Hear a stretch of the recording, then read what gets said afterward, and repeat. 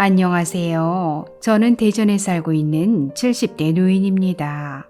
남편과 사별후 혼자 살고 있는데 며칠 전 뉴스를 보니까 2023년 기초생활수급비가 오른다고 하더라고요. 그러면 생계급여는 얼마나 오르게 되나요? 그리고 생활비가 부족한데 생계급여와 기초연금을 동시에 받을 수는 없는 건가요? 이것저것 궁금한 것이 많은데 말이 너무 어려워서 도무지 이해할 수가 없네요. 알베르토 쌤, 시원한 답변 부탁드립니다.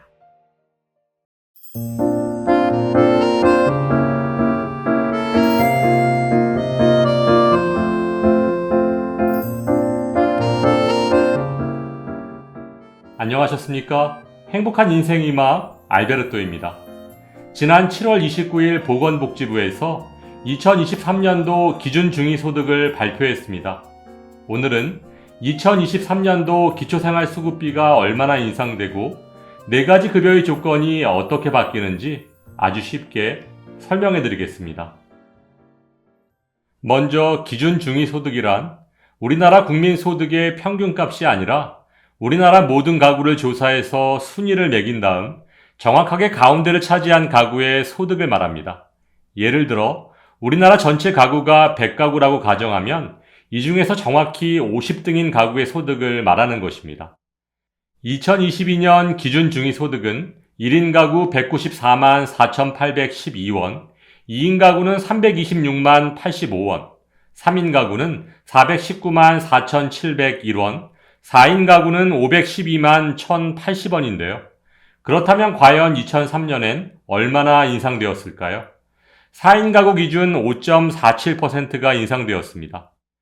1인 가구 기준 중위 소득이 207만 7,892원으로 11만 6,981원 인상되었고요. 2인 가구는 345만 6,155원으로 19만 6,070원 인상되었습니다. 또한 3인 가구는 443만 4,816원으로 24만 115원 인상되었고 4인 가구는 540만 964원으로 27만 9,884원 인상되었습니다. 그렇다면 이렇게 인상된 기준 중위소득이 생계급여, 의료급여, 주거급여, 그리고 교육급여에는 어떤 영향을 미치는지 차례로 설명해 드리겠습니다. 먼저 생계급여입니다. 생계급여는 기준 중위소득의 30%에서 소득 인정액을 차감한 후 지원하게 되는데요.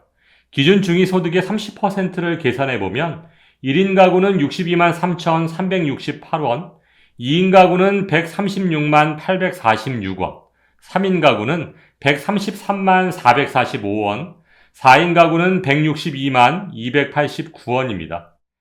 이 금액은 2022년 대비 각각 1인 가구 39,924원, 2인 가구 58,820원, 3인 가구는 72,035원, 4인 가구 83,965원 오른 금액입니다.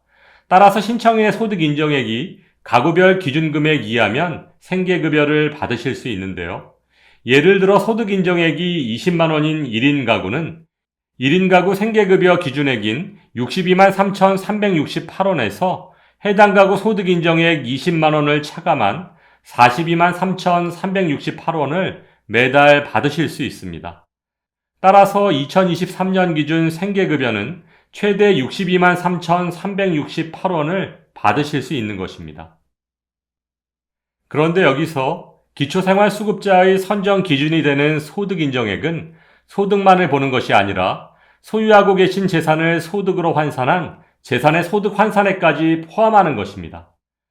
또한 오늘 의뢰인께서 궁금해하시는 기초연금과 생계급여와의 관계를 설명드리면 기초연금은 기본공제 없이 100% 소득 인정액에 반영되므로 예를 들어 생계급여를 50만원 받으시던 분이 기초연금 30만원을 받게 되면 생계급여가 30만원 깎여서 20만원으로 줄어들게 됩니다. 여기에 의료급여까지 영향을 줄 수 있으므로 수급자 어르신들께서는 기초연금 신청 전에 반드시 주민센터 담당자와 충분한 상담을 통해 결정하셔야 합니다. 두 번째, 의료급여입니다. 의료급여는 질병 및 부상에 대한 의료 서비스를 제공하고 있는데요. 생계급여처럼 매달 현금을 지급하는 것은 아니지만 우리나라 65세 이상 어르신들의 1년 평균 의료비 지출액이 500만 원인 것을 감안한다면 굉장히 큰 혜택이라고 할 수 있습니다. 의료급여는 기준 중위소득의 40% 이하면 받으실 수 있는데요. 의료급여 지원액은 총 의료비 마이너스 수급자 본인 부담 비용입니다. 여기서 본인 부담 비용은 1종과 2종에 따라 달라지는데요. 의료급여의 본인 부담 비용을 살펴보면 1종은 입원에 대한 본인 부담 비용은 없고 외래는 1,000원에서 2,000원까지 약간의 본인 부담 비용이 발생합니다. 그리고 2종은 입원은 10%, 외래는 15%의 본인 부담 비용이 발생합니다. 또한 의료급여는 필수 의료 서비스를 중심으로 의료급여 보장성을 단계적으로 확대할 계획인데요. 국민 부담이 크고 치료에 필수적인 비급여 행위 및 치료 재료의 급여화를 단계적으로 추진할 예정입니다. 세 번째, 주거급여에 대해서 설명드리겠습니다. 2023년 주거급여는 기준 중위소득 47% 이하인 가구가 받으실 수 있는데요. 2022년 46%보다 1% 늘어서 47%가 된 것입니다. 주거급여는 임차가구 지원과 자가가구 지원으로 나눌 수 있는데요. 먼저 임차가구 지원은 아래 표와 같이 임차가구의 임대료를 지원하고 있습니다. 1인 가구 1급지 서울 기준 33만원, 2급지 25만 5천원, 3급지는 20만 3천원 등 급지에 따라 임차가구 지급 상한액이 최대 1.1% 인상되었습니다. 이번엔 자가가구 지원을 살펴보겠습니다. 자가가구의 보수 한도액은 경보수는 주기 3년에 457만원, 중보수는 주기 5년에 849만원, 대보수는 주기 7년에 1241만원으로 올해와 비슷한 수준입니다. 마지막으로 교육급여에 대해 설명드리겠습니다.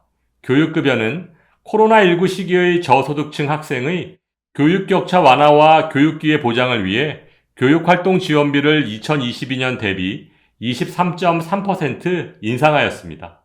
내용을 살펴보면 초등학생의 교육활동 지원비는 2022년 33만 1,000원에서 41만 5천원으로 8만 4천원 인상되었고 중학생은 12만 3천원, 고등학생은 10만원 인상되었습니다.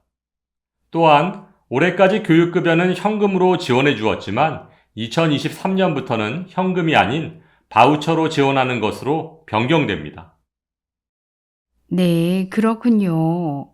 기초연금을 받는 만큼 생계급여를 깎는 것이 이해가 가진 않지만 그래도 생계급여와 의료급여를 계속해서 받을 수 있을 것 같아 너무 다행입니다. 오늘 친절한 설명 감사드립니다. 요즘 엄청나게 오른 물가에 비하면 기초생활수급비의 인상률이 너무 작아서 속상하시겠지만 2023년 새롭게 바뀌는 4가지 급여의 내용을 잘 파악하셔서 어르신들의 권리를 모두 찾으실 수 있기를 바랍니다. 오늘도 알베르토가 어르신들의 행복한 인생 2막을 응원하겠습니다. 행복한 하루 되세요. 좋아요, 구독, 그리고 알림과 공유는 좋은 콘텐츠를 만드는 힘이 됩니다.